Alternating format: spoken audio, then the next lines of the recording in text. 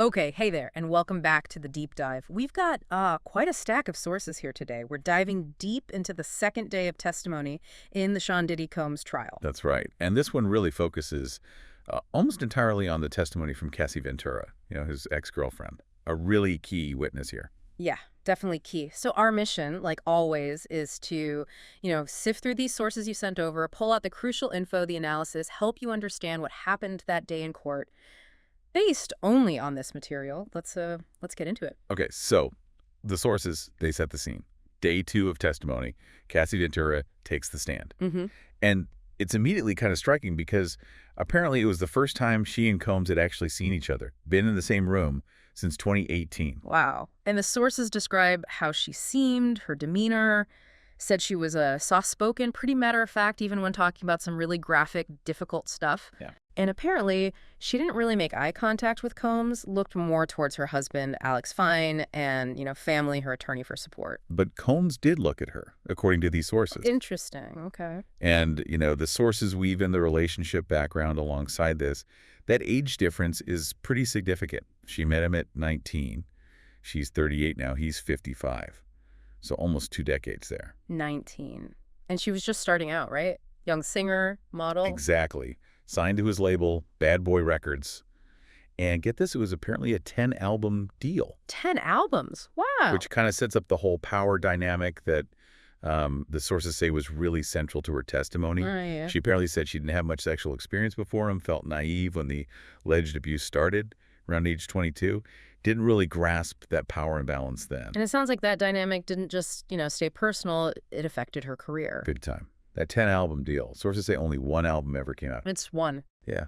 And her testimony, as it's reported here, suggests these alleged freak-offs, that's the term used, took up so much time it basically stifled her music career. Stifled, yeah. She's quoted saying it felt like a full-time job, like no space to do anything else but to recover and just try to feel normal again. Wow.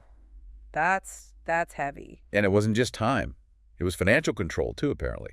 She Right. felt her livelihood, her whole career, her life, it all depended on keeping him happy. Because she was scared of what would happen if she didn't. Exactly. That's what the testimony suggests. Okay, so that paints a picture of the alleged environment. Let's dig into the core allegations from her testimony, based on these sources, these freak-offs. She said at first she wanted to make him happy, but then it quickly became something she didn't want to do. Yeah, reluctance set in quickly. And the sources recount her testimony describing alleged violence when she didn't comply. Like what? Specifically, when she didn't cater to his desires, she allegedly got violent.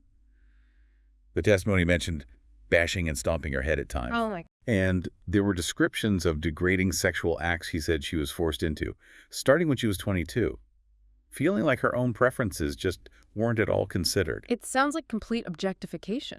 Well, she testified to feeling passed around and objectified by men, and allegedly forced to have sex with other men on Sean Combs' whim. Just unbelievable, if true. And there was something about recording. Yeah, that reportedly made her feel particularly insane, humiliating, and disgusting.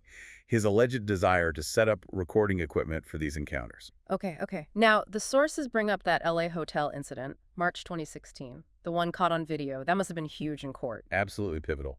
She apparently narrated the video for the jury, pointed to herself, said, "That's me." And she explained that specific incident. Yes, she described it as the first and only time she tried to escape a freak-off before Sean Combs declared it over. Wow. First and only time she tried to escape before he said it was the done. Right. And her testimony lined up with that video footage.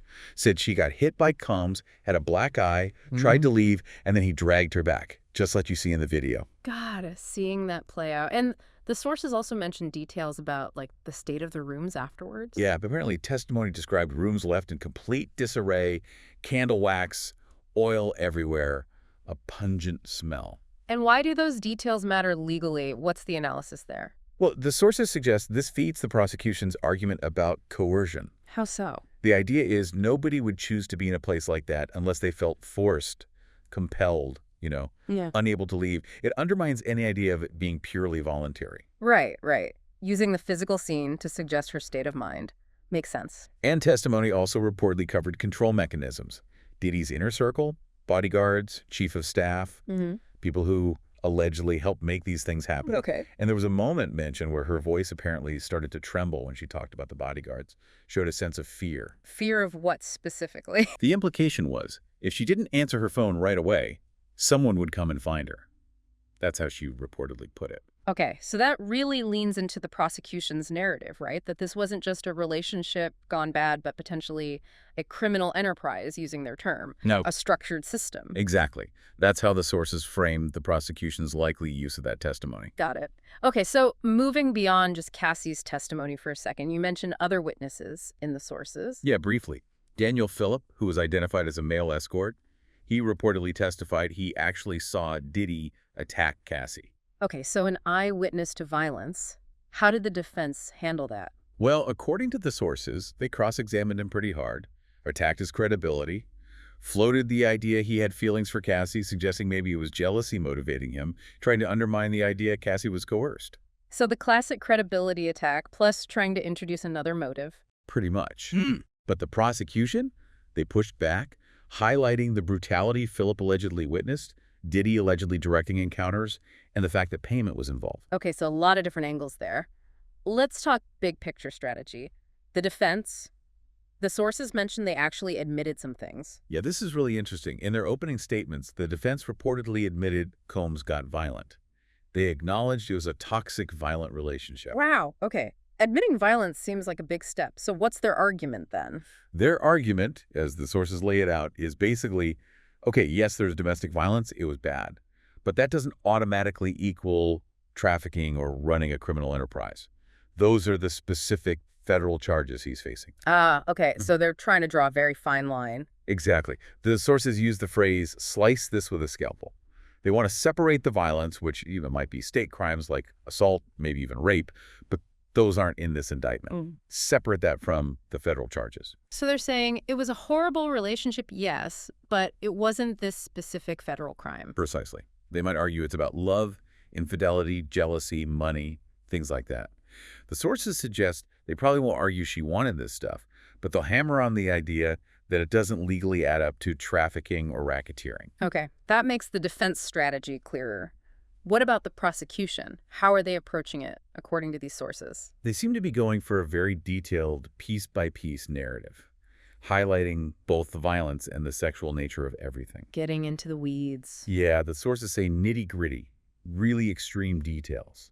Mentioned alleged forced participation during her menstrual cycle as an example. And the point of those extreme details is? To shock the conscience of the jury, is how the sources put it.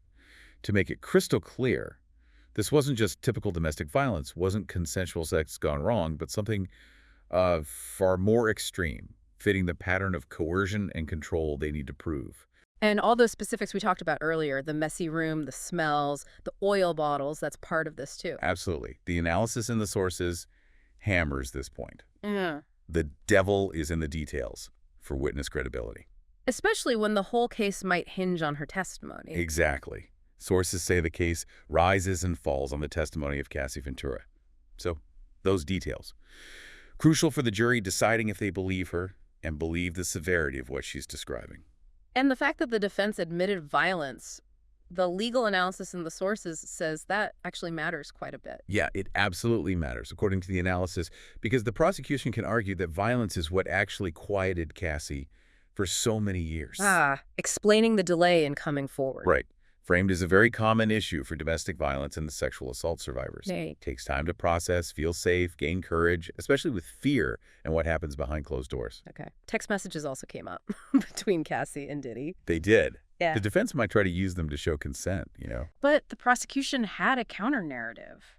Yeah, they provided context, reportedly explaining Cassie sent those messages wanting to satisfy Sean Combs, precisely because she was scared that if she didn't participate, what would happen to her. So framing apparent consent as actually being driven by fear. Exactly. The analysis points to this as fitting common signs of people that are domestic violence victims. They might seem compliant, but it's fear, or being, the sources use the term brainwashed as a result of the violence and the control. And they expect an expert witness to talk more about that later. Yeah, sources mention an expert is expected to testify on why victims react in these complex, sometimes counterintuitive ways. It really highlights why victims wait, doesn't it? The sources touched on that too. Yeah, they emphasize every victim is different. Trauma responses vary.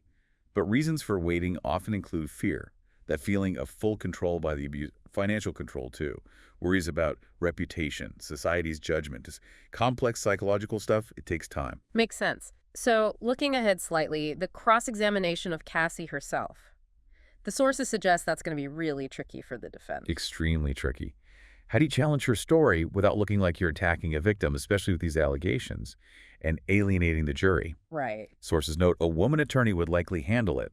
Optics matter, especially since Cassie is pregnant now. So the strategy has to be. Very careful, is Yeah. how the sources describe it. No raised voices, no arguing, soft-spoken and careful, but still deliberate.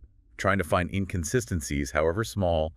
You said X one day, but now you're saying Y approach, but gently. A very fine line to walk. Okay, just briefly before we wrap up, the sources also give a bit of background on Cassie's life before and now. Yeah, discovered around 2004, debut album in 2006. She was part of that R&B pop scene, think Tiara, Rihanna, seen as a promising young star. But then, nothing after that first album, despite the huge deal. Pretty much stalled. Sources say people kept waiting for more music. Diddy apparently claimed she was always in the studio, but no more albums came out. Huh. And her life now. The sources contrast it pretty sharply. Yeah, described as Yeah. very quiet No. compared to the whole celebrity thing with Combs. Yeah. Red carpets versus now his pregnant third baby, married to Alex Fine. Mm-hmm. And he apparently posts things on social media calling her a sweet wife, bestest mama. Seems very sweet, the sources note. Much more regulated. A very Yeah. different picture. Wow. Quite the journey described there. So, okay, we've covered a lot of ground today. Really complex, difficult details from Cassie Ventura's testimony, her account, the allegations, the power dynamics, the control, and how both legal teams are trying to frame all of this. All based purely on the source material you shared. Yeah, it's a lot to take in. And thinking about that contrast you just mentioned, the alleged private reality versus the public image, and then these legal arguments swirling around consent, coercion, what exactly constitutes trafficking, it really makes you think, doesn't it?